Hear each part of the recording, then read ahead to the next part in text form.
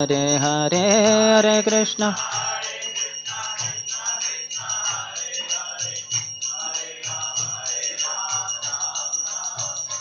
हरे कृष्ण कृष्ण कृष्ण हरे हरे हरे राम राम राम हरे हरे हरे कृष्ण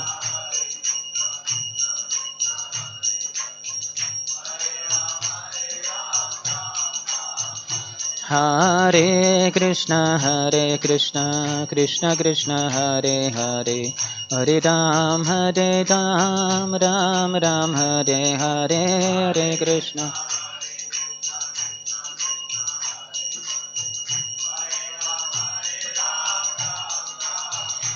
हरे कृष्ण कृष्ण कृष्ण हरे हरे हरे राम राम राम हरे हरे हरे कृष्ण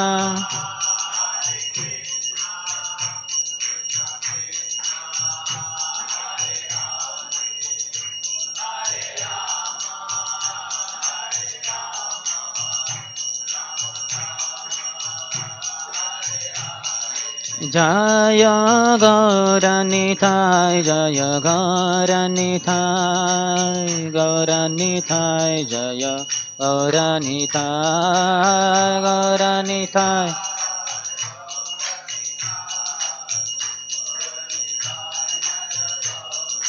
जय जय प्रभुपाद प्रभुपाद प्रभुपाद जय जय प्रभुपाद जय जय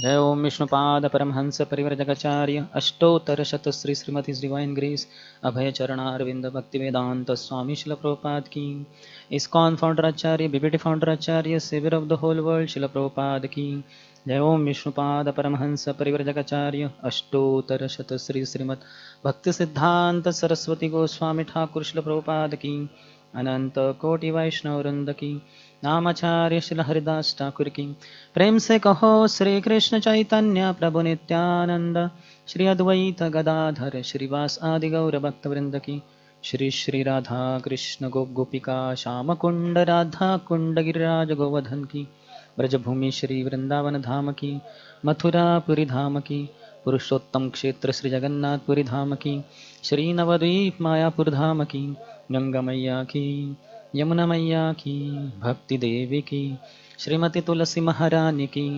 समवेत गौर भक्त वृंद की श्री श्री राधा कुंज बिहारी की श्री श्री गौर निताय की ग्रंथराज श्रीमद् भागवतम की देवानंद उद्धरण दत्त ठाकुर की Nitai Gaura Premanande, all glories to the assembled devotees, all glories to the assembled devotees, all glories to the assembled devotees, all glories, all glories, all glories to Shri Guru and Shri Gauranga Namam Vishnupadaya Krishna Pristhaya Bhutale Shrimate Bhaktivedanta Swami Niti Namine Namaste Saraswati Deve Gauravani Pracharine Nirvishesha Shunyavadi Paschatya Deshatarine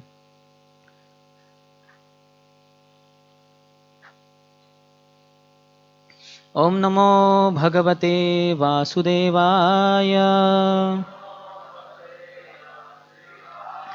ओम नमो भगवते वासुदेवाय ओम नमो भगवते वासुदेवाय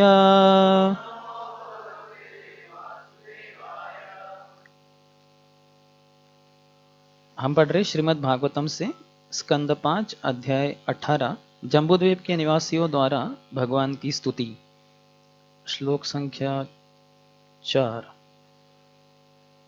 किधर लिखा है कि कैसे श्लोक लिखा है किधर क्या करते हैं अच्छा एकदम हाईटेक एकदम सबके पास है क्या नहीं लिखते क्या आजकल नहीं लिखा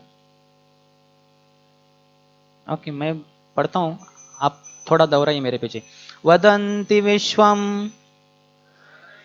कवयः स्म नश्वरं पश्यन्ति च अध्यात्म विदो विपश्चितः तथापि मुह्यन्ति तवाज मायया सुविस्मितं कृत्यं अजम नतोस्मितम। तभी लिखा नहीं तो मैं आगे जा रहा हूँ।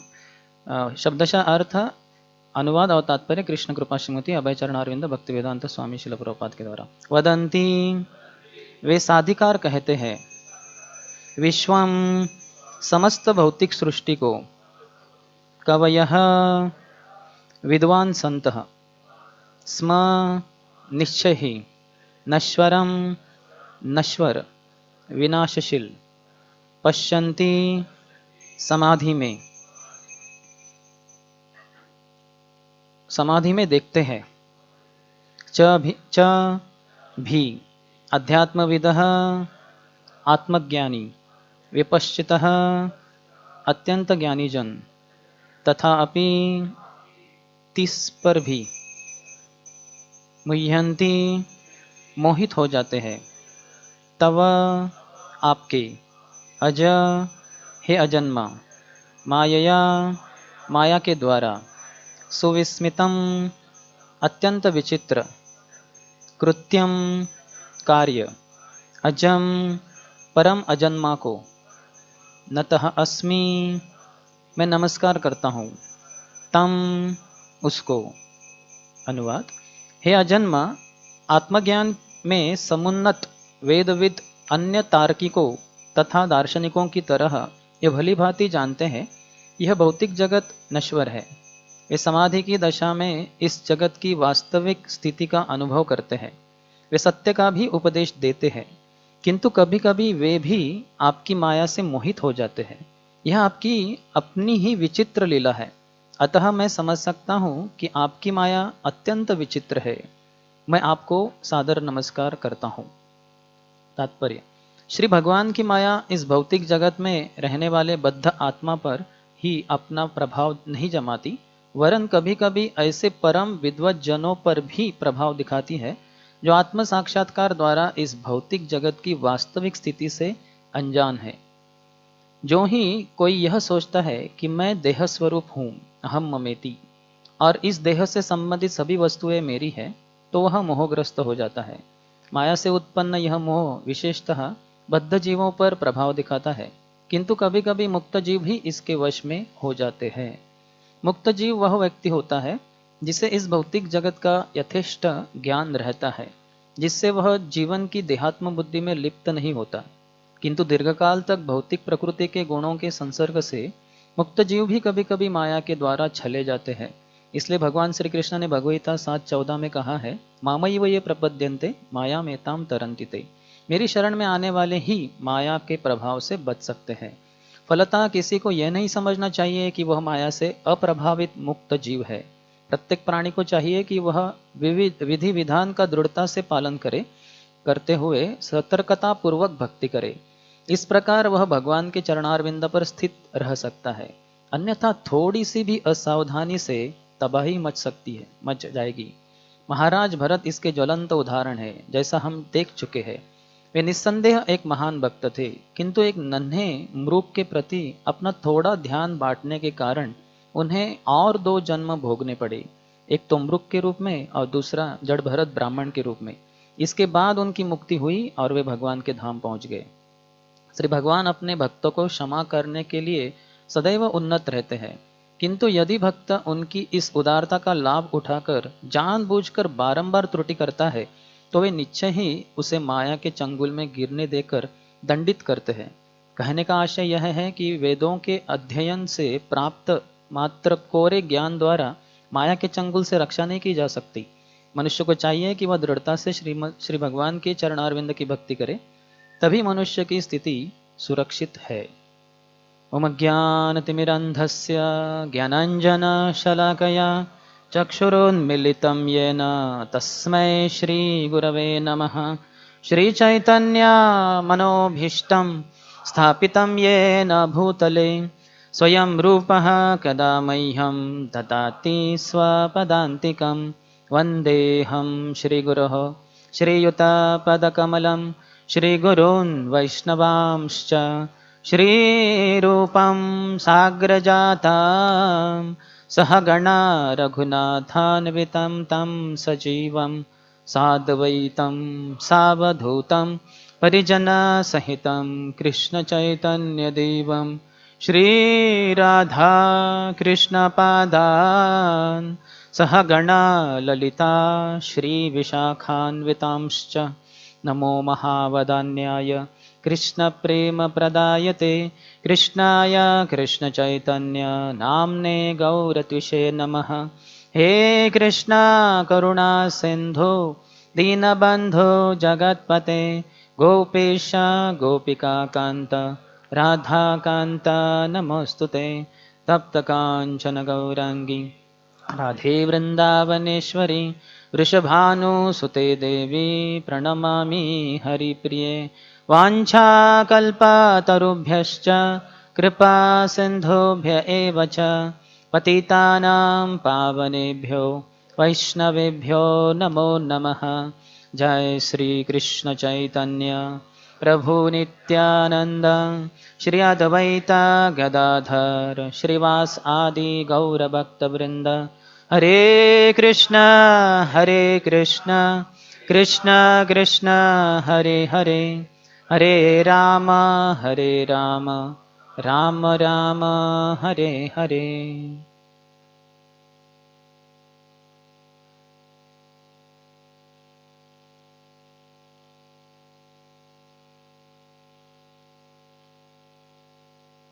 हरे कृष्ण।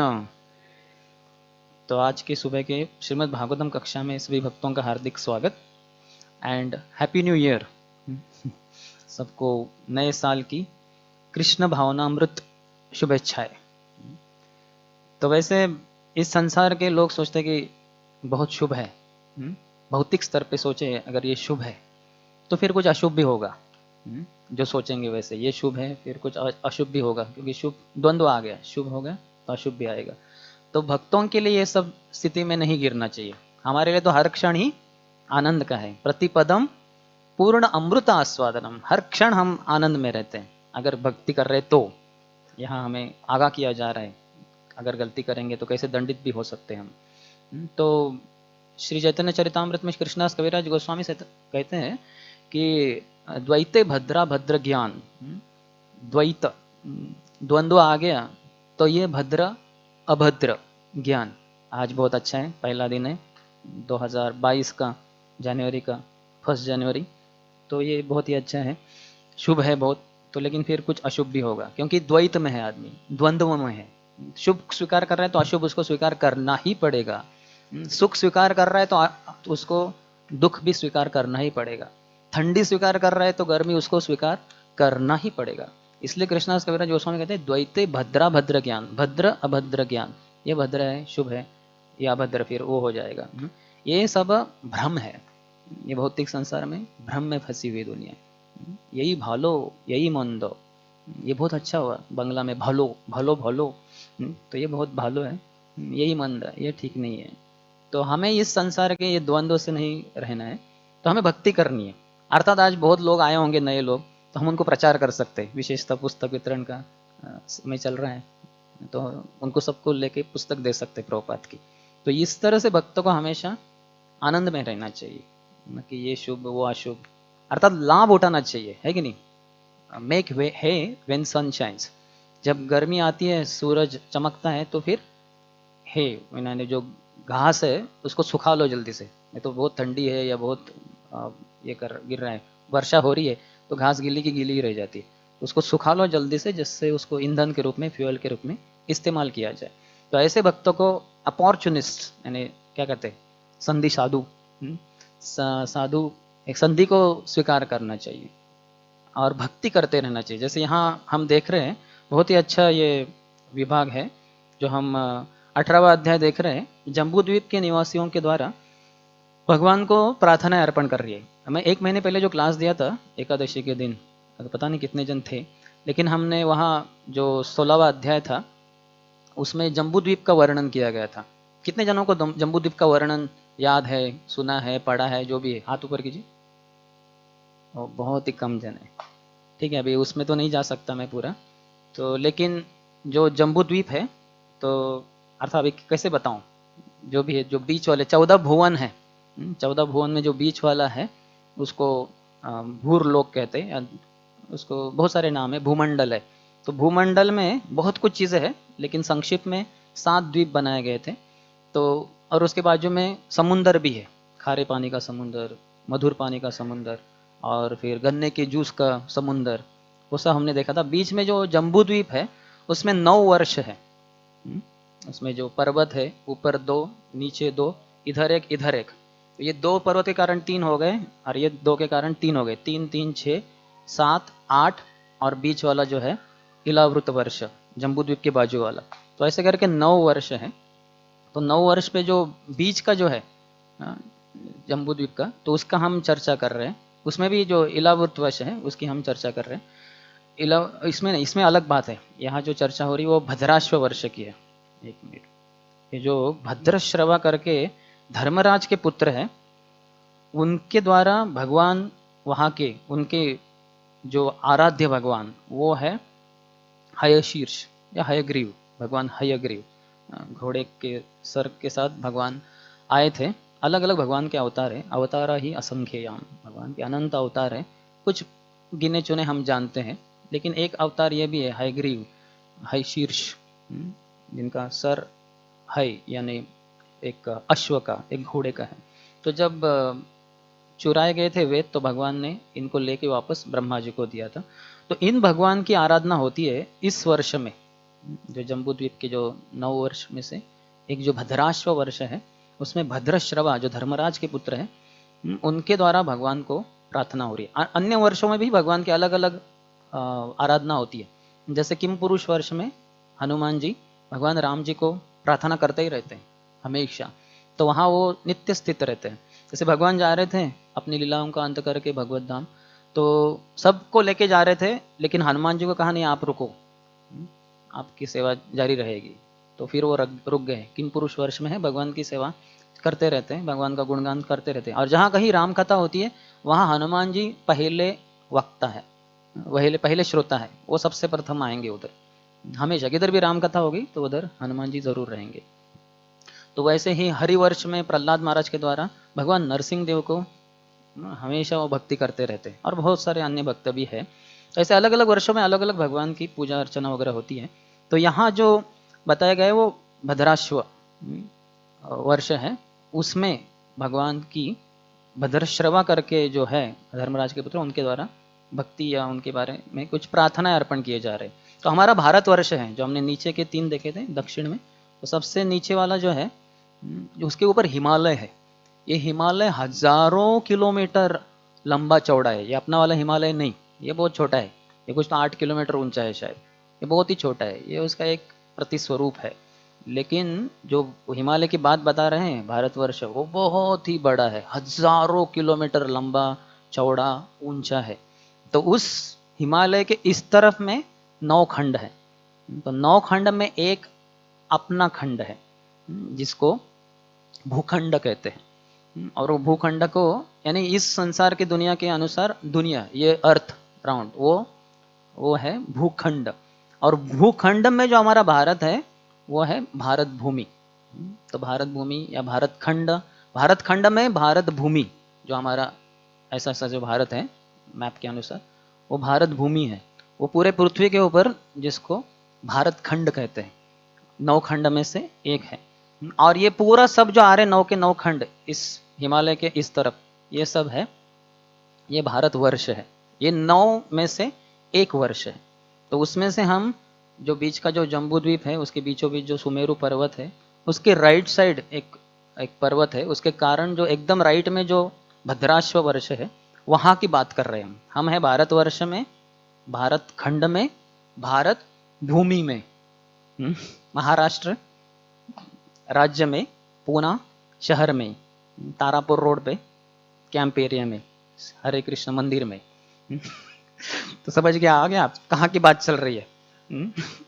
तो हम बहुत दूर है, लाखों मैल दूर है जहाँ की बात कर रहे हैं। लेकिन भागवतम की ये महत्ता है, महानता है कि हम पूरे दुनिया का, पूरे संसार के बारे में जान सकते हैं अगर भागवतम को कोई पढ़े तो उस वर्ष की बात कर रहे हैं और हम सबके लिए ये लागू होती है।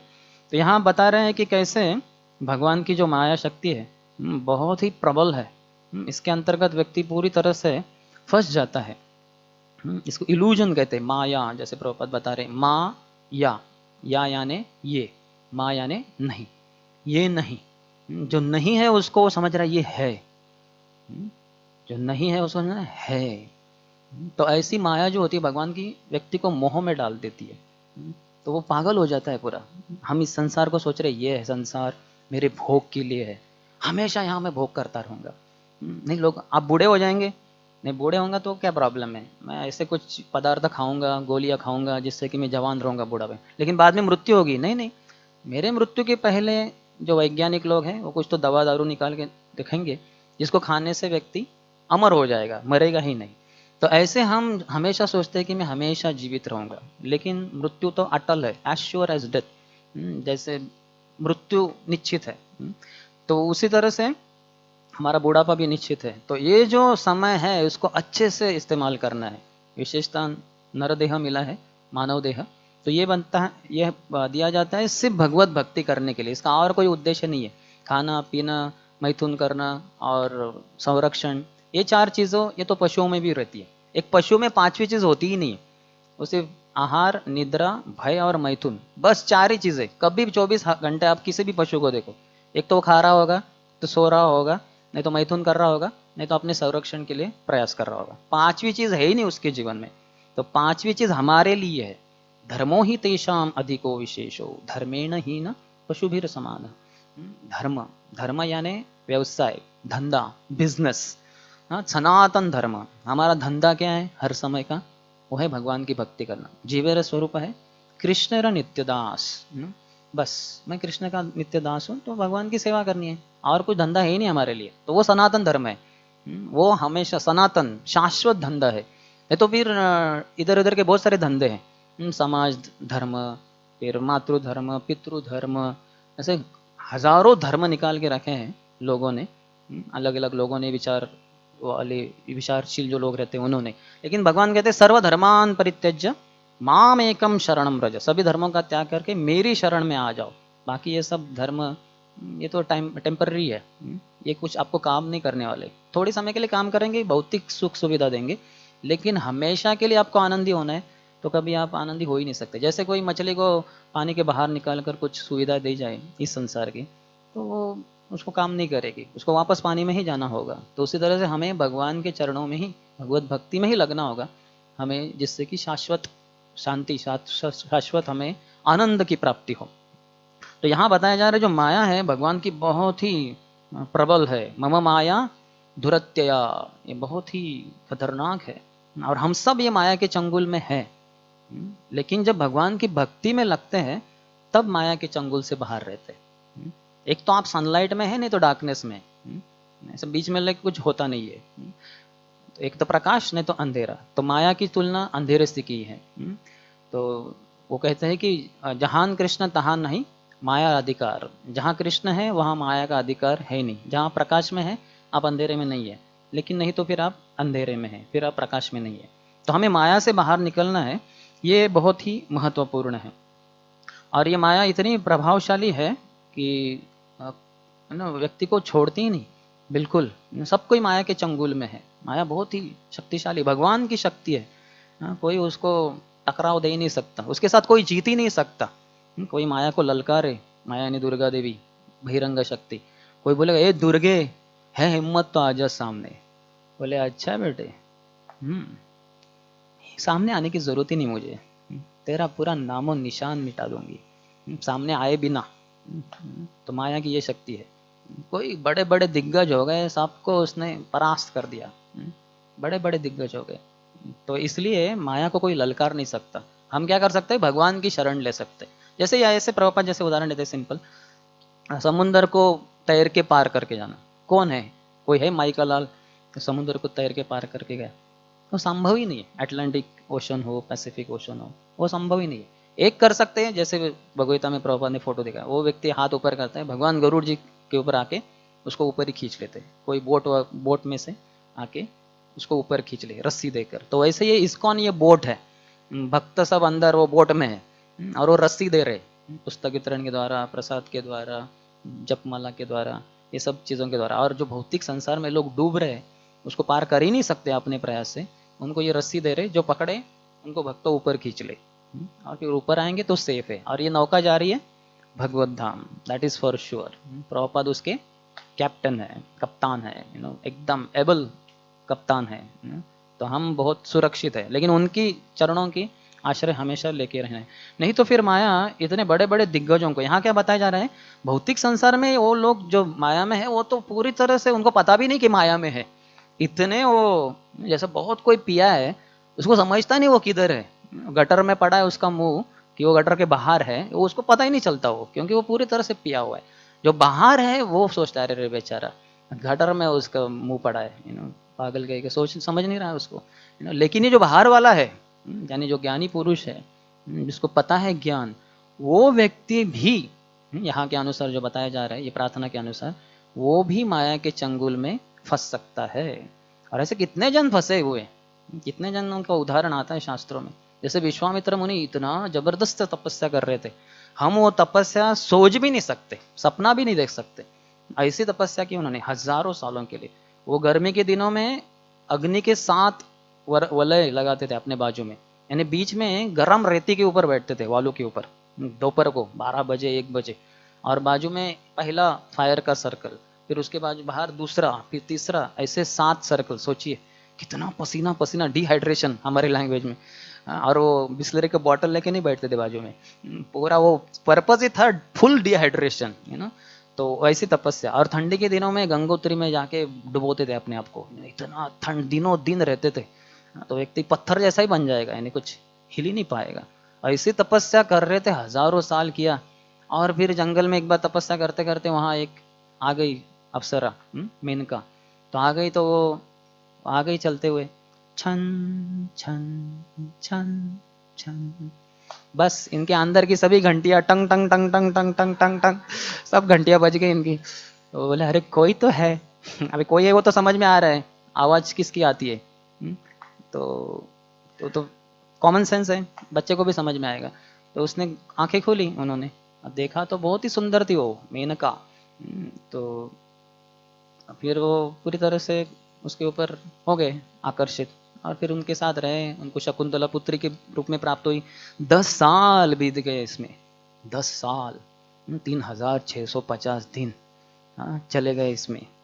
फिर उनको होश आया कि अरे मैं क्या कर दिया, किस लिए आया था जंगल में, मेनका को ढूंढने के लिए थोड़े आया था मैं। मैं पूरी तरह से रास्ते से बाहर हो गया। तो फिर वो होश आ गए, ठीक। फिर वो फिर से भक्ति में उनका जो प्रक्रिया था उसमें लग गए। वैसे सौबरी मुनि के बारे में बताया गया है कि वो भी कैसे तपस्या करने के लिए यमुना के अंदर तल में, इतना नीचे, हम तो यमुना का नीचे जो स्विमर्स है वो भी शायद नीचे न चले जाए, ये तो अंदर बैठ के सैकड़ों साल उधर ही बैठे थे। लेकिन क्योंकि अपराध किया था गरुड़ जी जैसे महान भगवान के वाहक का, तो अपराध के कारण ऐसी जगह पे जहाँ कोई सुंदरी आ ही नहीं सकती, अप्सरा मेनका हो, रंभा हो, उर्वशी हो, पूर्वचित्ती हो, कोई आ ही नहीं सकती वहाँ। लेकिन 2 मछलियाँ थी, एक नर और एक मादा। 2 मछलियाँ, अभी कैसे समझे कि वो मैथुन कर रहे, इनको समझ में आ गया। मैथुन अगर कर रहे नर मादा ये मछली, तो आपको कैसे समझ में आएगा कि वो मैथुन है करके। हो सकता है बातें कर रहे हैं, या हो सकता है जो भी है, लेकिन ऐसे होता है जो वैष्णव अपराध करेगा उसको वो माया शक्ति पकड़ लेगी। किधर भी पानी के गहराई में जाओ, किधर भी जाओ, कहीं छुप नहीं सकता व्यक्ति। अपराध किया उसको माया पकड़ लेगी। और जो अपराध नहीं करता, वैष्णव सेवा करता है, वो माया के चंगुल से बाहर आ सकता है और माया में फिर से गिरेगा नहीं। तो ये बेचारे, उनके अंदर काम वासना जागृत हो गई कि मुझे भी करना है ये मैथुन। फिर आ गए बाहर, तो पूरा शरीर सड़ा हुआ था पानी में इतने समय से, और गए मानधाता राजा के बाजू में, मथुरा के राजा, और कहे कि मुझे आपकी पुत्री से विवाह करना है। उनकी 50 पुत्रियां थी। तो अभी वो बेचारे वो हो गए, अभी इतना सड़ा हुआ शरीर, ऐसा दामाद, और ये तो भिखारी है एकदम, सब कुछ है ही नहीं, घर वगैरह, तो इसको कैसे अपनी पुत्री दे। तो वो सोच में रहेगा, नहीं देंगे तो ये तो शाप दे देगा, बहुत पावरफुल है ये। तो उन्होंने दिमाग लड़ाया और वो बोले कि मेरी 50 पुत्रियां हैं, उसमें से जो आपको पसंद करे वो है ना, वो आप पत्नी के रूप में स्वीकार कर सकते हैं। तो उन्होंने उधर बॉल उनके कोर्ट में डाल दिया। तो ये भी बहुत होशियार थे, उन्हें लगा अरे मेरे साथ कौन लड़की विवाह करेगी, ऐसे सड़े हुए शरीर, जटा वगैरह, कोई आकर्षित नहीं, पुरुष भी नहीं आकर्षित, स्त्री कोई नहीं आकर्षित होगा। तो उन्होंने अपनी योग शक्ति के द्वारा अपने आप को इतना सुंदर बनाया, एकदम जवान नौजवान सुंदर हट्टे कट्टे एकदम। और वो जैसे ही उस महल में प्रवेश किए जहाँ 50 वो थी पुत्रियां, जैसे उन्होंने देखा वो एकदम पागल हो गई, ये तो मेरे ही पति होने चाहिए। दूसरी बोली नहीं मेरे, नहीं मेरे। 50 के 50 सब झगड़ा करने लग गए। तो ठीक है, 50 के साथ विवाह कर लिया, 50 लड़कियों के साथ जो राजपुत्रियां थी उनके साथ विवाह कर लिया। फिर संसार बिठा लिया उन्होंने उधर ही वृंदावन में। और फिर करते गए फिर उनको फिर से होश में आ गया, मैं कहाँ क्या कर रहा था पानी में, यमुना में। वो थोड़ा ही ना मैं ये सब शादी के वादे के इसमें मैं पूरा अटक गया पूरा। फिर वो आ गए बाहर, भगवान की कृपा से आ गए और फिर बने, भक्ति करके वो भगवत धाम भी गए। उनके चरणों में हम अपराध नहीं कर रहे, उनके जीवन से हमारे लिए कुछ सीख रहे, और तो चले गए भगवत धाम। तो इस तरह से हम देख सकते हैं कि माया बहुत ही शक्तिशाली है। तो व्यक्ति को सावध रहना चाहिए, ऐसा नहीं सोचना चाहिए कि मैं तो अभी क्या कर, मुझे कुछ समस्या नहीं है। तो शास्त्रों में बताया गया कि विशेषतः स्त्री पुरुष के रूप में, एक पुरुष का स्त्री के प्रति जो काम वासना है उसके द्वारा माया उसको पकड़ लेगी। पुरुष स्त्री का भी पुरुष के प्रति वो भी आकर्षण है, वो बहुत खतरनाक हो सकता है। अर्थात विवाह कर सकते हैं पति पत्नी के रूप में, प्रामाणिकता से जीवन जी सकते हैं, पुत्र उत्पत्ति कर सकते हैं, उनको बड़ा कर सकते हैं भगवत भक्ति में, खुद भी भक्ति करते हुए। लेकिन अन्यथा जो अनैतिक संबंध हम कहते हैं, अनैतिक संबंध, illicit sex, not sex is forbidden, ऐसा नहीं कि मैथुन नहीं, पति पत्नी जो प्रामाणिकता से विवाह करके पुत्र उत्पत्ति के लिए भगवान के लिए प्रार्थना करते हैं और फिर शारीरिक संग रखते हैं, तो वो ठीक है। धर्म अविरुद्धो भूतेषु कामोस्मि भरतर्षभः, वो काम यानी जो मैथुन जीवन पति पुरुष और स्त्री के बीच में, जो पति पत्नी के बीच में है, जो धर्म के अनुसार है, धर्मों के विरोध में नहीं है, वो काम जीवन मैं ही हूं, भगवान कृष्ण कह रहे। तो इतना उसका पवित्रता है। और ऐसे पुत्रों की जरूरत है जो भगवत भक्ति में पूरी तरह से प्रगत हो। इसलिए भक्ति सिद्धांत सरस्वती ठाकुर कहें कि अगर मैं पुत्रों को भगवत भक्ति में बड़ा कर सकूं ना, ऐसे भगवत भक्तों को पैदा करूं, तो मैं तो 100 पुत्रों को पैदा करूं, यानी 100 बार मैथुन जीवन, तभी वो 100 पुत्र हो सकते। लेकिन बोले मुझ में तो वो पात्रता ही नहीं, तो इसलिए मैं ब्रह्मचारी ही ठीक हूँ, क्योंकि मैं तो एक भी भगवत भक्ति में ऐसे पुत्र को उत्पन्न करने में क्षमता नहीं रखता हूँ, तो मैं तो ब्रह्मचारी रहना पसंद करता हूँ। फिर तो उन्होंने तो विवाह ही नहीं किया, आजन्म वो ब्रह्मचारी रहे। तो व्यक्ति को सावध रहना चाहिए इन सब उदाहरणों से देख के कि कैसे समस्या हो सकती है। जैसे ये भी बताया गया है, जैमिनी जो व्यासदेव के ये थे शिष्य थे, तो एक बार व्यासदेव जो तीसरा स्कंद है 31वां अध्याय, जिसमें भगवान कपिल देव माता देवहूति को कुछ उपदेश दे रहे, तो उसमें वो बताते हैं कि ब्रह्मा के द्वारा जो भी सृष्टि की गई है, सभी जानवर सभी है ना, वो सब मैथुन जीवन के शिकारी हो जाते हैं, एकमात्र भगवान नारायण को छोड़ के। अर्थात ये ब्रह्मा जी की सृष्टि नहीं है, ब्रह्मा जी नारायण भगवान को पैदा नहीं कर सकते, नारायण भगवान से ब्रह्मा जी आते हैं। लेकिन फिर एकमात्र नारायण को छोड़ के बाकी सब मैथुन जीवन के शिकारी हो जाते हैं, यानी पुरुष का स्त्री के प्रति आकर्षण, स्त्री का पुरुष के प्रति आकर्षण। तो ये जब व्यासदेव ने बताया जैमिनी को, तो जैमिनी बोले नहीं नहीं नहीं, ये ऐसे कैसे, अगर कोई अच्छे से ज्ञान को प्राप्त करे तो उससे मुक्त हो सकता है ना, मैं इसको स्वीकार नहीं करता। तो व्यासदेव बोले ठीक है, आपको अनुभूति हो सकती है बाद में। तो वहाँ पे मामला अंत हो गया उसका। तो थोड़े दिनों के बाद क्या हुआ, ये जो जैमिनी रात में बैठे थे अपने कुटिया में, तो दरवाजे के ऊपर उनको ठकठकाहट सुनाई थी। तो दरवाज़ा खोला, बाहर बरसात हो रही थी वगैरह, और एक स्त्री आ गई वहाँ, बहुत ही सुंदर नौजवान, और भीगी हुई थी वो बोले कि साधु महाराज बाहर बहुत वर्षा हो रही है और मुझे बहुत ठंडी लग रही है, क्या मैं आपके अंदर आ सकती हूँ, ये कुटिया के अंदर, मुझे बहुत ठंड लग रही है। बोले नहीं नहीं नहीं, मैं तो ब्रह्मचारी हूँ, मैं ऐसे नहीं, ये उचित नहीं है, आप बाहर जाइए। बोले बाहर कहाँ जाऊँ मैं, रात अंधेरी है और बरसात हो रही है और मैं पहले से भीगी हुई हूँ। तो अब ये सोच रहे थे क्या करूँ मैं। तो उन्होंने सोचा कि बोले ठीक है, तुम अंदर रह जाओ, फिर मैं बाहर सो जाऊँगा फिर, और तुम दरवाजे को अंदर से बंद कर लेना, कोई भी आए तो दरवाजे को मत खोलना, मैं भी आऊं तो भी दरवाजे को मत खोलना। तो बोले हाँ धन्यवाद धन्यवाद। तो वो अंदर हो गई, उसने दरवाजा बंद कर लिया, वो बाहर सो गए। तो बाहर सो गए तो सो ही नहीं पा रहे, टंग टंग टंग टंग टंग सब घंटियां बज रही उनकी। तो बोले मैं थोड़ा उनसे और बात करता हूँ। तो फिर वो उठे, आए दरवाजे का, दरवाजा ठकठकाने लगे। तो वो आ गई उधर, बोले कौन है? बोले मैं जयमिनी, जिसके कुटिया में आप रह रही है। बोले नहीं नहीं मैं दरवाजा नहीं खोल सकती। नहीं नहीं मैं आया हूं, मेरे लिए खोले। नहीं नहीं आपने बताया था कि आप दरवाजा मत खोलिए, तो मैं नहीं खोल सकती। बोले नहीं खोलो दरवाजा। बोले नहीं मैं नहीं खोल सकती। तो ये इतने उतावले हो गए, ये झोपड़ी के ऊपर चढ़ गए। ऊपर उन्होंने वो घास की थी वो तो कर दिया, वो बाजू में पूरा जोर लगाया, काम का बहुत जोर होता है, तो करके ऊपर से कूद गए वो। बोले आप ऐसे कैसे आ गए? बोले मैं आपसे बहुत आकर्षित हो गया हूँ, आप बहुत अच्छी लगती है। बोले नहीं मैं आपको संग दे सकती हूँ तभी जब आप घोड़ा बनेंगे और मैं आपके ऊपर बैठूंगी, तभी मैं आपको संग दे सकती हूँ। तो बोले आपके लिए घोड़ा क्या, घोड़ी कुछ भी, गधा भी बन जाऊंगा मैं, पहले तो गधा बन ही चुके थे। तो झुक गए वो और वो बैठ गई और वो उसको उधर झोपड़ी में वो घूमने लग गए अपने घुटने के बल, घोड़े जैसा वगैरह ना। और थोड़े समय के बाद अभी हो गया, शर्त पूरी हो गई, अभी उसको शारीरिक संग देना चाहिए उस स्त्री ने।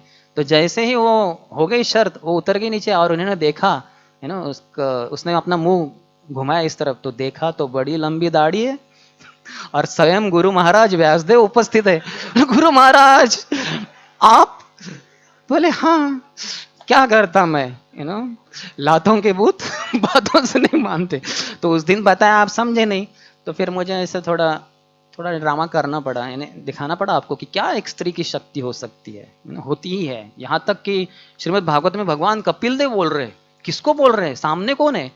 सामने ऐसे कुछ गौरंग सभा वाले ब्रह्मचारी लोग नहीं बैठे सामने, एक स्त्री बैठी है। और स्त्री भी कौन है? स्त्री खुद की माँ है, देववती, भगवान की माँ। क्या उच्च स्तर, शुद्ध सत्व गुण वाली, जो भगवत धाम से आई, भगवान ने चुनकर लाई और वहीं पे वापस जाएगी वो। उनको क्या बता रहे हैं? बलम में पश्य माया यहाँ स्त्री मैया जैनो दिशाम या करोति पदाक्रांतन भूवि जृंभेण केवलम। बलम में पश्य माया, मेरी माया की शक्ति देखो कितनी जबरदस्त है। स्त्री मैया, स्त्री के रूप में, अर्थात हम जो माताएं बैठी हैं उनको ये अपराध नहीं कर रहे हैं, उनके चरणों में हम दंडवत करते हैं। लेकिन कहने का अर्थ क्या है, अगर पुरुष अपने आप को समझे मैं शरीर हूं, तो फिर उसको जो दूसरे शरीर में, स्त्री शरीर में बैठी जो आत्मा है, वो स्त्री के रूप में दिखेगी और फिर अपने भोग की वो कामना करेगा। लेकिन हम आत्मा के स्तर पे और विशेषतः भगवत भक्त होने के नाते हम जानते हैं कि हम ये शरीर नहीं है, हम इसके परे हैं, हम आत्मा है। और ये शारीरिक पहचान ये मूर्खता है, मैं काला हूँ, ये गोरे है, ये मैं भारतीय हूँ, वो अमेरिकन है, मैं पुरुष, ये स्त्री हूँ, मैं गरीब हूँ, ये अमीर है, ये सब मूर्खता है। ये द्वंद्वों में फंसा हुआ व्यक्ति माया में है, तो हम उसके ऊपर उठ रहे। यहाँ तक कि प्रभुपाद के समय में भी कुछ ऐसे फैनेटिक, यानी क्या कहते, संकीर्णवादी कुछ ब्रह्मचारी सन्यासी थे जो स्त्रियों से घृणा करते थे। तो बहुत सारी ब्रह्मचारिणी भी थे उस समय, उन दिनों में, क्योंकि वेस्ट में है, पाश्चात्य देशों में, तो वहाँ से बहुत सारी लड़कियों ने सोचा कि हमें नहीं विवाह वगैरह करना, हम भी ऐसे ही प्रचार करना चाहती है, पुस्तक वितरण करेंगे, संकीर्तन करेंगे। तो प्रभुपाद ने वो अलाउ किया था उन दिनों में। तो वहाँ वो भी मंदिर के ही प्रांगण में रहती थी, लेकिन थोड़ा बाजू में उनके लिए अलग सा बिल्डिंग वगैरह रहता था। तो वो, क्योंकि प्रांगण तो वही है मंदिर का, और किसी न किसी कारण से सामने कोई आ रही है माता जी, यानी ब्रह्मचारिणी, तो ये ब्रह्मचारी जो संकीर्णवादी थे, जैसे ही देखते थे कि वो वहां से आ रही है, यहाँ से जा रहे, तो तुरंत थूक देते थे, थू, और कह के रास्ता बदल के वहां से दूसरी तरफ चले जाते थे। यानी कितना घृणा स्त्री के प्रति। और वो कहते थे ये स्त्री, ये तो कम बुद्धि वाली है, ऐसे बहुत सारे ताने मारते थे वो। तो एक बार कुछ प्रमुख माता, यमुना माता जी इत्यादि, वो गए प्रभुपाद के पास और कहे, प्रभुपाद क्या ये सही है कि हम स्त्रियां, हम कम बुद्धि वाले हैं? प्रभुपाद बोले हाँ, आप सब कम बुद्धि वाले हो। वो भी शौक रहे, बाप रे, अभी तक तो अन्य जन बोल रहे थे, अभी प्रभुपाद ही बोल रहे। प्रभुपाद बोले आप कम बुद्धि वाले हो क्योंकि आप सोच रहे हो आप स्त्री हो। मैंने कितनी बार बताया है कि आप शरीर नहीं, आप आत्मा हो, और ये छोड़ के आप सोच रहे कि मैं स्त्री हूं। आप स्त्री नहीं है, आप आत्मा हो, भगवान के दास हो। तो उनको समझ में आ गया। प्रभुपाद कह रहे हैं कि अगर हम इस तरह पे हैं, आत्मा के स्तर पे, तो हम बुद्धिमान हैं। अगर सोच रहे कि मैं पुरुष हूँ, स्त्री हूँ, तो फिर समस्या है। यहाँ तक कि परम पूज्य भक्ति तीर्थ महाराज भी, क्योंकि वो अफ्रीकन अमेरिकन थे, तो ब्लैक बॉडी में थे, अमेरिका से थे, लेकिन प्रिंसटन यूनिवर्सिटी सिटी से उनको ग्रेजुएशन हुआ था, बहुत ही बुद्धिमान स्टूडेंट थे वो, लेकिन बॉडी तो ब्लैक था अफ्रीकन अमेरिकन के कारण। तो जब वो ब्रह्मचारी बने मंदिर में, तो बाकी ब्रह्मचारी जो गोरे गोरे थे अमेरिका के, तो वो बोलते थे अरे देखो ये काला आ गया है ना, काला ब्रह्मचारी है ना। तो बहुत उनको ये होता था कि ना क्या है ये, बार बार मुझे काला कहते। तो फिर एक बार प्रभुपाद के पास गए, बोले प्रभुपाद ना क्या आप आपके सब शिष्य वगैरह मुझे काला कहते हैं, कहते कि ये कम बुद्धि वाला वगैरह। तो प्रभुपाद कहते कि ये काला है करके। तो प्रभुपाद कहे कि अरे वो शारीरिक चेतना में तुमको काला कह रहे हैं, अगर लेकिन तुम उससे व्यथित हो रहे हो तो तुम भी उनसे कैसे अलग हो? तुम भी तो भौतिक स्तर पे ही देख रहे हो, सोच रहे हो कि वो गोरे है हम काले हैं इसलिए मेरा ये हो रहा है। तुम ये समझो ना कि तुम शरीर नहीं हो। कितनी बार बताए भगवता की यही सीख है। तो फिर वो सीख गए और फिर वो समझ गए कि कोई कितना भी कुछ क्यों ना बोले कि मैं काला हूँ या जो भी हूँ, मैं तो भक्ति करता ही रहूँगा। तो यहाँ बताया जा रहा है कि देखो मेरी शक्ति, माया शक्ति जो स्त्री के रूप में है, जयुनो दिशाम, जिन्होंने दिशाओं को जीत लिया है, बड़े बड़े शूर वीर राजागण, हाँ बहुत बड़े बड़े प्रांतों को जीत लिया, बड़े बड़े दिग्गजों को उन्होंने हरा दिया। लेकिन जब आते थे वापस अपने राजमहल में, तो अपनी पत्नी के सामने पूरी तरह से उसके गुलाम बन जाते हैं। जैसे बोलते जोरू का गुलाम, जोरू का गुलाम कुछ भी नहीं उसके सामने। ये बड़े बड़े दिग्गज राजा है, ये इतने गुलाम हो जाते थे और वो भीख मांगते थे अपनी पत्नी से, जो भी कृपया मुझे थोड़ा शारीरिक सुख दो ना। तो इस तरह से या करोति पदाक्रांतान भूवि जृंभेण केवलम, एक स्त्री अपने क्या कहते उसको भौं को थोड़ा ऊपर करके व्यक्ति को नचा सकती है पूरा। ऐसे कितने बड़े बड़े दिग्गज हुए। यहाँ ही पुणे का आपको अगर कथा पता है, एक बड़े राजा थे लेकिन किसी एक स्त्री के पीछे चले गए। यहाँ तक कि पहले विष कन्याएं होती थी, छोटी छोटी लड़कियों को बचपन से ही थोड़ा थोड़ा विष खिलाते थे। थोड़ा थोड़ा खिलाने में कुछ प्रॉब्लम नहीं, यानी आपके इधर नहीं करना, ये पहले के ज़माने में ये था। तो थोड़ा थोड़ा खिलाने से वो मरती भी नहीं थी, लेकिन विष को वो डाइजेस्ट कर लेती थी, तो उसका पूरा शरीर विषमय बन जाता था, उसको विष कन्या कहते। फिर वो जवान हो गई 16 18 20 साल की जो भी है, तो फिर बड़ा बड़ा जो राजा है, बड़े राजा, उनको हरा ही नहीं सकते आप, कितना भी प्रयास करो लड़ाई में। तो फिर वो जब रात में है तो उसको ये विष कन्या को अंदर छोड़ देते थे किसी इंतजाम से। तो वो जाती थी सामने और ये पूरा उसके ऊपर फिदा हो जाता था कि अरे ये सुंदर है, और फिर वो उसको लेके चुंबन करता था। एक चुंबन किया, वन किस एंड देन मिस पूरा उसका चला गया, वो तुरंत मर जाएगा उधर, ऑन द स्पॉट मर जाते थे। ऐसे बड़े बड़े लोगों को, राजाओं को ये विष कन्याओं के द्वारा हराया गया है। तो इसलिए व्यक्ति को समझ में आना चाहिए कि बहुत ही खतरा है, व्यक्ति को सावधान रहना चाहिए। विशेषतः पुरुष को स्त्री के से सावधान रहना चाहिए और स्त्री को पुरुष से। इसलिए इस्कॉन में हमारी ये प्रथा है कि दोनों आदर से एक दूसरे को प्रभु कहेंगे। जो स्त्री शरीर में उनको माता है, माता जी, और माता जी प्रभु कहते हैं। अर्थात एक गृहस्थ को अपनी पत्नी को कभी माता जी नहीं कहना चाहिए। ऐसे कभी कभी ब्रह्मचारी पूछते हैं माता जी किधर है, माता जी तो इधर चली गई। तो ये शास्त्रों के अनुसार नहीं, ये गलत है। कभी भी पति को अपनी पत्नी को माता जी करके नहीं कहना चाहिए। जब वो वानप्रस्थल है तो अलग बात है, लेकिन जब तक वो गृहस्थ आश्रम में है तो कहना चाहिए कि मेरी पत्नी, नाम नहीं ले तो अच्छा है, मेरी पत्नी कही तो गई है, लेकिन नाम लेने की जरूरत नहीं है, लेकिन माता जी नहीं कभी कहना चाहिए। तो यहाँ तक हम सब की क्या बात है जो भौतिक संसार में पड़े हुए या ज्ञानी लोगों की, ब्रह्मा शिव जी तक वो भी इस चंगुल में आ जाते हैं।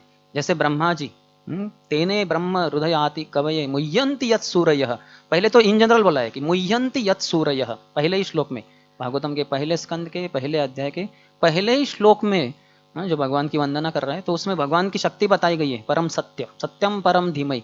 तो पहले ही श्लोक में क्या बोला जा रहा है कि मुह्यंति यत् सूरयः, भगवान के द्वारा सब देवी देवता भी मोहित हो जाते हैं। कोई है ही नहीं ऐसा कि मोहित न हो। जैसे इंद्रदेव थे, वो गर्व में इतना चूर हो गए कि अरे ये छोटा बालक, वाचालम बालिशम स्तब्धम, हाँ खुद को क्या समझता है, मेरे लिए पूजा होती थी हर साल, हाँ ये सब ब्रजवासी गण कर रहे थे, और अभी ये सब पूजा होगी उस पत्थर की, वो गोवर्धन पर्वत की, गैयों की, ब्राह्मणों की, वो क्या है मेरे सामने, कुछ भी नहीं। तो दिखा देता हूँ इनको मैं अपना चस्का। तो करके उन्होंने इतना 7 दिन 7 रात लगातार, कितनी घनघोर वर्षा की संवर्तक वो बादल लाए जो प्रलय के समय आते हैं। हाँ एक एक जो बूंद होती है वो बादल के द्वारा निकली हुई, वो हाथी के जितनी बड़ी होती है, इतना घनघोर वर्षा कर दिया, 7 दिन 7 रात, अपना जो गर्व था उसको दिखाने के लिए। तो भगवान ने उसका पूरा गर्व चूर कर दिया। बोले तू करता रहे, तुझे जो करना है, मैं तो यहाँ अपने भक्तों के साथ लीला करूंगा। उन्होंने गोवर्धन पर्वत उठा लिया अपने हथेली पे, और माता यशोद बोले अरे कान्हा ये बहुत भारी है, नीचे रख नीचे। बोले माँ इतना चिंता मत करो, देखो कितना हल्का है, इधर हथेली की भी जरूरत नहीं है, ये तो अपनी छोटी उंगली पे मैं धारण कर रहा हूँ। तो 7 दिन 7 रात, जब सुबह भगवान चले जाते थे गैया चराने के लिए तो गोपियों को विरह होता था, और रात में बाकी भक्तों को विरह होता था। तो लेकिन इस समय 7 दिन 7 रात सभी भक्त, सभी जो भगवान के जो भक्त थे, जो सख्य रस में हो, दास्य रस में हो, वात्सल्य रस में हो, माधुर्य रस में, सभी के सभी आगे ब्रजवासी। और 7 दिन 7 रात बड़ा महोत्सव हो गया, और इंद्र उधर गरजता रहा, बरसता रहा। भगवान ने बिल्कुल परवाही नहीं की, बेचारा ठंडा हो गया फिर, और भगवान की शरण आ गया। तो सभी देवी देवता है ना भगवान के द्वारा मोहित हो जाते हैं। यहाँ तक कि ब्रह्मा जी के बारे में बताया गया है कि उनके जो तीसरे स्कंद में आती है कथा, जो उन्होंने एक पुत्री को निर्माण किया था, वाक, उसी पुत्री के साथ वो आकर्षित हो गए। ये इतना शक्तिशाली है काम वासना, कि भगवान, एक बार प्रभुपाद ने भी बताया था, अर्थात श्लोक तो सबको पता होगा, मात्रा स्वस्त्रा दुहित्रा वा न अविवेकता सनो भवेत, बलवान इंद्रिय ग्रामो विद्वांसम अपि कर्षति। खुद की माँ, खुद की बहन या खुद की पुत्री, मात्रा, स्वस्त्रा, दुहित्रा, न अविवेकता सनो भवेत। एक व्यक्ति को इन तीनों के में से किसी भी एक के साथ एकांत में नहीं बैठना चाहिए, एक ही स्थान पे ना, क्योंकि बलवान इंद्रिय ग्रामो, इंद्रिय इतनी बलवान है, विद्वांसम अपि कर्षति, कोई मूर्ख नहीं उसके तरफ आकर्षित हो जाएगा, विद्वान जो है वो भी आकर्षित हो जाएगा। न्यूज़पेपर पढ़ेंगे तो समझ में आता है कैसे कितने कितने बुरे अत्याचार होते हैं। हाँ, पिता ही अपने पुत्री के साथ जो कम उम्र की है उसके साथ करता है, क्योंकि ट्रेनिंग नहीं है, प्रशिक्षण नहीं है, और काम वासना तो बहुत ही प्रबल है। यहाँ तक कि एक बार प्रभुपाद अपने अमेरिका की कहीं बात है, तो ब्रह्मानंद प्रभु से बात कर रहे थे, तो बातें जा रही थी, अचानक उनकी बहन आ गई, पिशीमा। अभी प्रभुपाद है 75 साल के, वो भी कुछ तो 70 वगैरह साल की छोटी बहन उनकी, अर्थात अभी बड़े हैं दोनों। तो वो आ गए, और बांग्ला में, उनको तो हिंदी इंग्लिश आता नहीं कुछ, तो बांग्ला में शुरू हो गई बातें करना। भाई बहन है तो बातें कर रहे कुछ तो इनको कुछ समझ में आ नहीं रहा है बांग्ला भाषा में, क्या अभी समझा। और 10 मिनट हो गए, 15 मिनट हो गए, इन्होंने सोचा कि अभी बहुत ज़्यादा हो रहे हैं, भाई बहन बातें कर रहे, मैं यहाँ क्यों, मैं चला जाता हूँ। तो वो मुड़े और जा ही रहे थे, तुरंत प्रभुपाद बोले ब्रह्मानंद बी हियर, अभी गुरु आज्ञा हो गई, तो उधर ही रुक गए वो। तो फिर थोड़े और 2-4 मिनट बातें हो गई, वो चले गई। तो प्रभुपाद वो जाने के बाद, पिशीमा जाने के बाद, अपनी बहन जाने के बाद बोले, मात्रा स्वस्त्रा दुहित्रा वा न अविवेकता सनो भवे, बलवान इंद्रिय ग्रामो विद्वांसम अपि कर्षति। ये तो ये सोच रहे ये क्या है, वो जाके बाहर आके वो उन्होंने ढूंढा क्या है, ये क्या श्लोक है मात्रा स्वस्त्र, देखा तो उसका मीनिंग देख के वो डर गए पूरा, यानी खतरनाक मीनिंग है। एक माँ के साथ, अपनी बहन के साथ, अपनी पुत्री के साथ एक व्यक्ति को एकांत में नहीं रहना चाहिए, एक ही स्थान, नहीं तो फिर इंद्रिय इतनी प्रबल है कि व्यक्ति को, विद्वान व्यक्ति को भी आकर्षित कर देगी, इतनी शक्तिशाली है। तो इसलिए कोई भी बद्ध जीवात्मा इससे दूर नहीं है, ये सब नियमों से, है ना। हालांकि लगता है बहुत खतरनाक बातें बता जा रही है, बहुत ही कड़क है ये, है ना, ऐसे कैसे, लेकिन ये है। यहाँ तक कि कुरान में वगैरह इतने सारे सूराज है, क्या बताए ना, don't have sex with your mother and sister, at least spare them, उनको तो छोड़ो कम से कम, बाकी ये करो। क्यों? क्योंकि लोग ऐसे करते हैं। और यहाँ तक कि ऐसे नहीं कि वहाँ उसी समाज में, इस समाज में भी भारत में हम देख सकते हैं कि ऐसी होती न्यूज़पेपर, जैसे हमने कहा। और हम भी भक्त बने हैं, ऊपर से धोती कुर्ता साड़ी पहने हैं, तिलक लगाए, कंठी माला डाले, शेविंग किया है। इसका अर्थ ये नहीं कि हम इसके परे हैं, हम भी माया के चंगुल में ही है। जब भगवत भक्ति कर रहे हैं प्रामाणिकता से, तब हम उससे ऊपर उठ सकते हैं। अन्यथा ऐसे बताया गया है कि जो रूम सन्यासियों से भरी हुई है, उनका कुछ तो बातचीत चल रहा है कुछ तो, और वहां अगर उस रूम में एक स्त्री आ जाए पीछे से, तो उनको पता होता है कि वो है, यानी कोई तो है। यहाँ तक कि मीटिंग में कौन है शायद हमें पता होना हो, क्योंकि अगर सैकड़ों लोग बैठे तो, लेकिन स्त्री आ जाए तो वो सेंसर इतना हाई है कि वो सेंस होता है। तो इसलिए सबको सावध रहना है। Don't be fearful, be careful. खतरा है तो सावध रहना। जैसे हम ड्राइविंग के लिए पता है हमें खतरा है, लेफ्ट साइड से चलाना है, और उसके बाद भी कितने सारे नियम है। इतना आप नियम से पालन कर रहे हैं, फिर भी हो सकता है कि कोई पिया हुआ, जैसे शायद 2003 में हमारे संकीर्तन बस पार्टी था, नासिक से आ रहे थे भक्त, तो एक ड्राइवर वाला पी के वो जैसे आ रहे थे हमारे प्रभु जी, तो उन्होंने यहाँ से लेके वहां पे आ गया वो, तो तुरंत इन्होंने इधर कर दिया, तो वो उधर आ गया और ऐसे करके वो हो ही गया। तो 2-3 ब्रह्मचारियों को थोड़ा चोट वगैरह आ गई, ड्राइवर को थोड़ा घुटनों में लग गया वगैरह। तो आप सावध है तो भी सामने वाला पता नहीं उसके क्या ये है, तो इसलिए हर किसी को सावध रहना है। इसका मतलब ये नहीं कि हम ड्राइविंग छोड़ देते हैं। कुकिंग में माता जी लोग कुकिंग करेंगे तो अग्नि से कितने सारे फायर एक्सीडेंट्स होते हैं किचन में भी, तो सावधानी से कुकिंग तो करना ही होगा, लेकिन सावधानी रखने, अपने साड़ी का पल्लू वगैरह किधर उधर न चला जाए गलत दिशा में आग के ऊपर वगैरह। तो ऐसे हर किसी को सावध रहना है। तो ब्रह्मा जी खुद अपनी पुत्री की तरफ ही आकर्षित हो गए, वो बन गई हिरणी तो ये बन गई हिरन, जो होता है स्टैग, तो वो उसके पीछे भागने लग गए और फिर बाद में उनके होश आ गए। तो ब्रह्मा जी खुद, अर्थात ब्रह्मा जी ये कौन से वाले ब्रह्मा जी हैं, ये हमारे ये वाले ब्रह्मा जी नहीं है, क्योंकि ये जो ब्रह्मा जी आते हैं हमारे वाले 4 सर वाले इस ब्रह्मांड के, छोटे ब्रह्मांड के, तो इसका दूसरे स्कंद में विस्तार से वर्णन आता है कैसे उनको जब जन्म उत्पत्ति हुई थी तो उनको तप शब्द सुनाई दिया था, उन्होंने तप किया 1000 दिव्य वर्षों के लिए। उसके बाद भगवान के वैकुंठ जगत का गोलोक वृंदावन का उनको दर्शन हुआ और उसके बाद भगवान ने उनको चतुश्लोकी भागवतम भी बताया और उन्होंने कहा कि अभी आप कभी मोहित नहीं होंगे, आप मेरी माया के द्वारा मोहित नहीं होंगे। इसलिए वो वाले नहीं है, ये पहले की घटना है। तो जो भगवान की शरण नहीं लिया हुआ है तो वो माया के ग्रस्त हो सकता है, यहाँ तक कि ब्रह्मा जी और शिव जी को भी भगवान ने नहीं छोड़ा, ये दिखाना। वो तो शुद्ध भक्त हैं भगवान के, उनके लिए अर्थात योग माया भगवान खुद मोहिनी मूर्ति के रूप में आए। सब हो गई मोहिनी मूर्ति, आके उन्होंने देवताओं को अमृत पिला दिया, असुरों को भगा दिया वहां से, तो वो तो चली गई। तो उसके बाद शिव जी ने सोचा अरे मैं नहीं था वो प्रोग्राम में, मैं था नहीं, क्योंकि वो देवताओं के साथ सामाजिक वो अपना क्या कहते हैं सोशल वगैरह, वो सोशल डिस्टेंसिंग रखते वो कोविड के कारण नहीं, तो कोविड के कारण, क्योंकि बहुत बुद्धिमान है, उनको पता है ये सब देवी देवता सब इसमें ही लगे रहते हैं इंद्र तृप्ति में, तो मुझे उनके साथ बैठना उठना वगैरह नहीं करने, तो नहीं थे उस प्रोग्राम में। तो जब सुना कि ऐसे भगवान खुद आए थे मोहिनी मूर्ति के रूप में इतना सुंदर, तो मेरा दर्शन नहीं हुआ भगवान का। बोले भगवान आपका दर्शन करना है वो रूप में। बोले नहीं, वो बहुत मोहित कर देता है व्यक्ति को। बोले नहीं नहीं, मैं तो आपका शुद्ध भक्त हूँ, मेरी इच्छा है बस थोड़ा एक दिखा दीजिए एक झलक में ट्रेलर करके।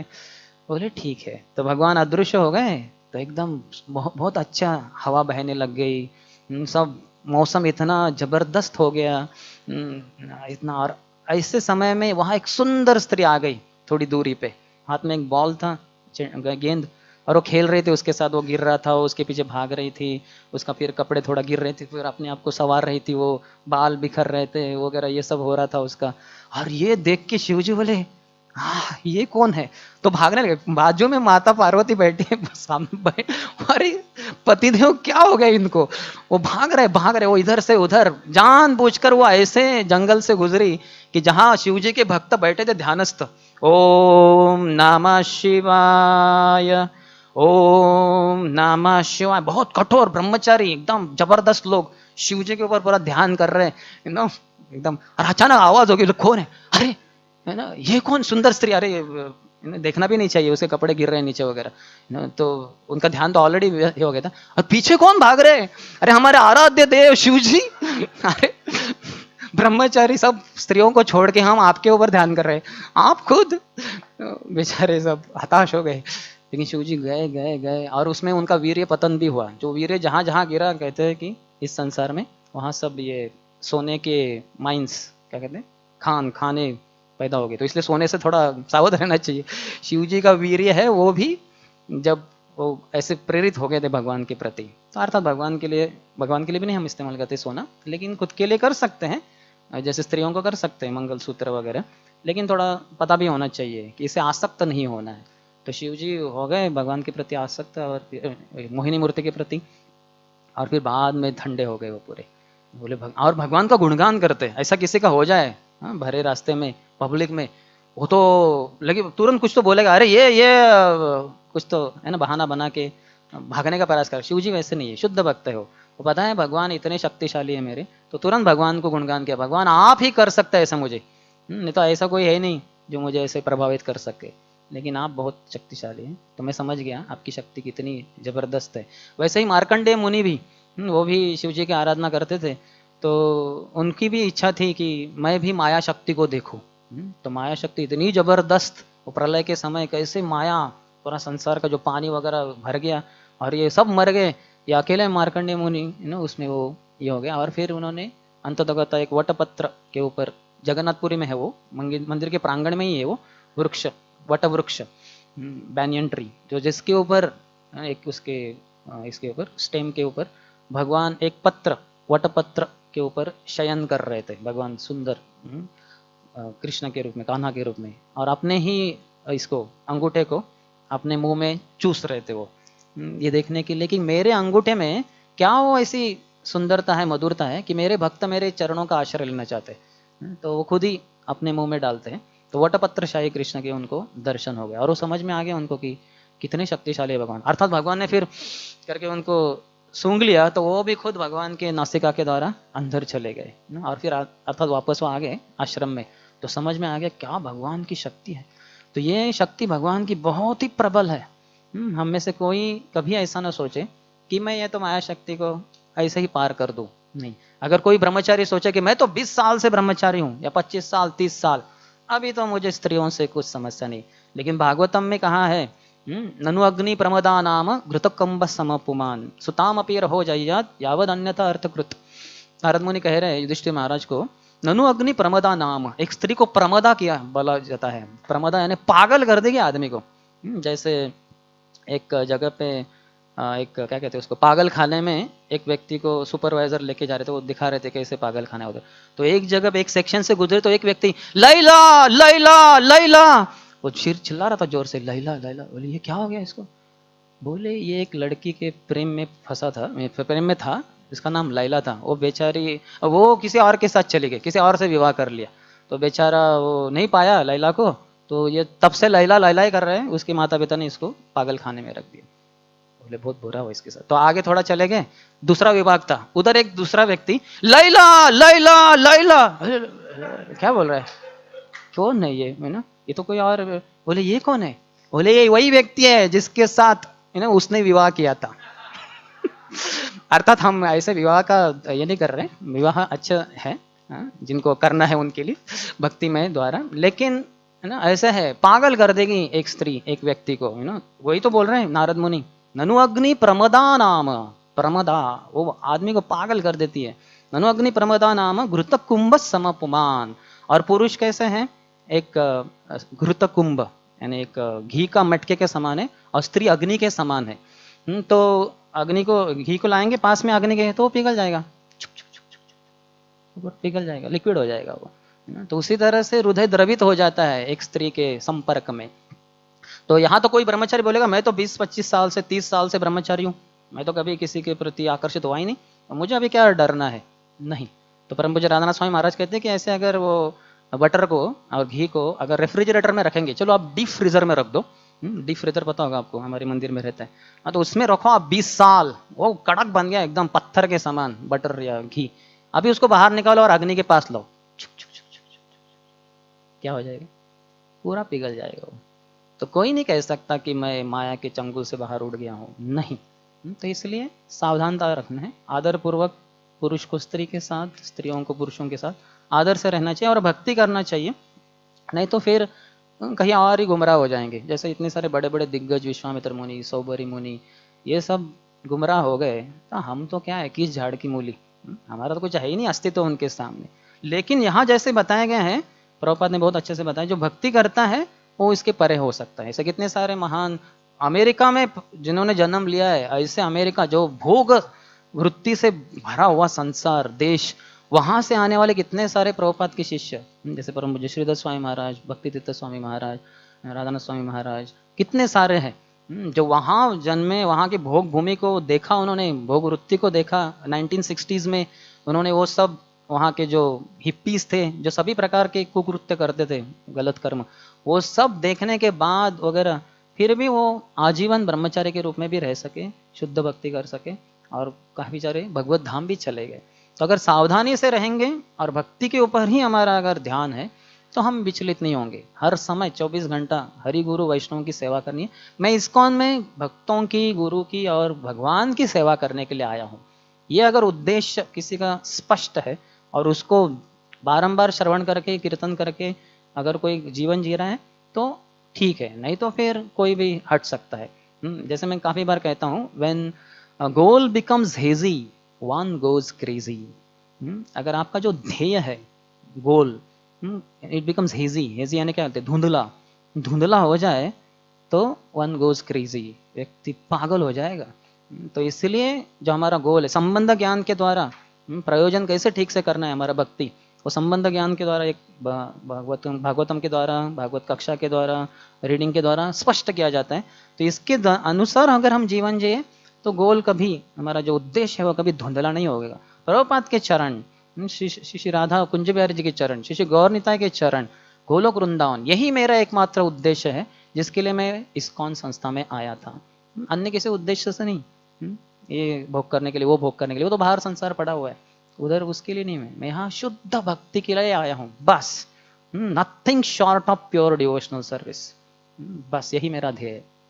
शुद्ध भक्ति के अलावा मैं किसी और चीज के साथ कभी भी एक क्षण के लिए भी सेटल नहीं होगा लाइफ में। अगर ऐसा कन्विक्शन है, और ऐसे जिनका कन्विक्शन है, प्रभुपाद और उनके अनुयायी उनके चरणों का आश्रय ग्रहण करेंगे, उनके वाणी के अनुसार चलेंगे तो बहुत आसान है। अन्यथा जैसे अंतिम परिषद में प्रभुपाद कह रहे हैं कि अगर भक्त बार बार गलती कर रहा है तो भगवान फिर उसको दंडित करेंगे। तो इसलिए सावध रहना है। तो कोई बोलेगा नहीं वो माता जी के साथ मैं अकेले में बैठा तो क्या हुआ, मैंने प्रचार किया ना उसको, ना भगवदगीता के बारे में बताया। हाँ अच्छा, लेकिन बेटे तेरा अंदर प्रचार हो रहा था, उसका क्या, माया तुझे प्रचार कर रही थी, तो वो अंदर से द्रवित हो रहा है। अगर ठीक है एक बार हो गया वो माफ, फिर दूसरी बार किया उसने, तीसरी बार किया, तो भगवान जब देखते कि ये बार बार गलत उसका फायदा उठा रहा है तो भगवान ऐसा दंडित करेंगे, ऐसा दंडित करेंगे, उसको माया में गिरा देंगे थोड़े समय के लिए, जिससे कि उसके होश ठिकाने आ जाए कि मैंने क्या। जैसे विश्वामित्र मुनि के आगे, अरे 10 साल गवा दिए मैंने, किस लिए गया था मैं जंगल, थोड़े ना वो मेनका के लिए गया था। तो वो ऐसे भी हो सकता है किसी को थोड़ा डिटूर, थोड़ा लंबा रास्ते से जाना पड़े, तो वो नहीं करना है। इसलिए हमें अपने यही रास्ते पे, भगवत धाम गोलोक वृंदावन जो प्रभुपाद लेके जा रहे हैं अपने वाणी के द्वारा, उसी रास्ते पे मुझे रहना है, बिल्कुल विचलित नहीं होना है। तो इसलिए ऐसे भक्तों का, प्रभुपाद जैसे और उनके अनुयायियों का हमें आश्रय ग्रहण करना है और विचलित नहीं होना है। लक्ष्य को हमेशा स्पष्ट सामने ही रखना चाहिए और उसकी तरफ ही बढ़ना चाहिए, और अन्य चीज़ों से हमें नहीं आकर्षित होना चाहिए, नहीं तो फिर समस्या हो जाएगी, टाइम पास हो जाएगा। यहाँ हम पास टाइम्स के लिए आए थे, लीलाओं को श्रवण करने के लिए, बीच में अगर पास टाइम नहीं सुनेंगे तो टाइम पास हो जाएगा, समय बर्बाद हो जाएगा। उनके 10 साल चले गए, सौबरी मुनि के बहुत सारे साल चले गए, तो हमारे सालों न बीत जाए, दिन न बीत जाए, घंटे भी न बीते, न मिनट बीते, न सेकंड भी, एक सेकंड भी बिना भगवत भक्ति के न बीते। यही हमारी शुद्ध आशा होनी चाहिए, यही प्रार्थना होनी चाहिए भगवान के चरणों में। तो आज बहुत ही अच्छा दिन है एक तरीके से, भगवत भक्ति में तो हर क्षण अच्छा है। तो हम भगवान के चरणों में, श्री राधा कुंज बिहारी, श्री गौर निताय, श्रील प्रभुपाद के चरणों में यही प्रार्थना करते हैं कि हम सब इस्कॉन में स्थित जो भक्त हैं सब पूरे दुनिया भर में, हमारा कभी हमारा लक्ष्य से हम च्युत न हो जाए, बिखर न जाए, गलत दिशा में गुमराह न हो जाए। हमारा लक्ष्य हमें स्पष्ट होना चाहिए कि मैं गोलोक वृंदावन जा रहा हूँ और शुद्ध भक्ति करना चाहता हूँ, बस भगवान के भक्तों का सेवा करना है, हरि नाम का जप करना है, प्रभुपाद की आंदोलन में जैसे दासानुदास के रूप में मुझे सेवा करना है बस, और मेरी कोई आशा नहीं। ये सब छोड़ तो कहीं नहीं जाऊँगा। और ये ना आरना कोरी हो मने आशा, हम बोलते तो हैं सुबह गुरु पूजा में कि और कोई आशा नहीं, गुरु मुख पद्म के चित्ते कोरी ऐक्य, गुरु महाराज की मुख कमल से निकले हुए वाणी को ही मैं अपने हृदय में धारण करना चाहता हूँ, और कोई मेरी आशा नहीं है।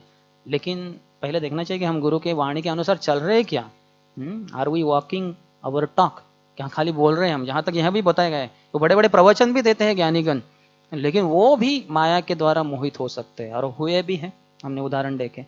तो हम सावध रहना चाहिए, अगर सावध रहेंगे तो वो कृपा प्रचुर मात्रा में उपलब्ध है। और ये जो थोड़े कुछ समय बचा है हमारे पास, पता नहीं कितना जिएंगे, 10 20 30 साल जिएंगे, तो उसमें पूरा शुद्ध भक्ति करके हम भगवत धाम इसी एक जीवन में जा सकते हैं। हम में से हर कोई वो किसी भी हो, ब्रह्मचर्य हो, गृहस्थ हो, वानप्रस्थ सन्यासी, कोई भी हो, हर कोई जा सकता है अगर प्रभुपाद के दिए हुए नियमों के अनुसार चले, उससे तनिक भी थोड़ा सा न हटे, च्युत नहीं होना है, बस उसी रास्ते पे चलते रहे तो फिर भगवान की कृपा मिलेगी और फिर भगवत धाम जरूर जा पाएंगे। बहुत बहुत धन्यवाद। हरे कृष्ण। ग्रंथराज श्रीमद् भागवतम की जय, शिल प्रभुपाद की जय, समवेत गौर भक्त वृंद की जय, निताय गौर प्रेमानंदी।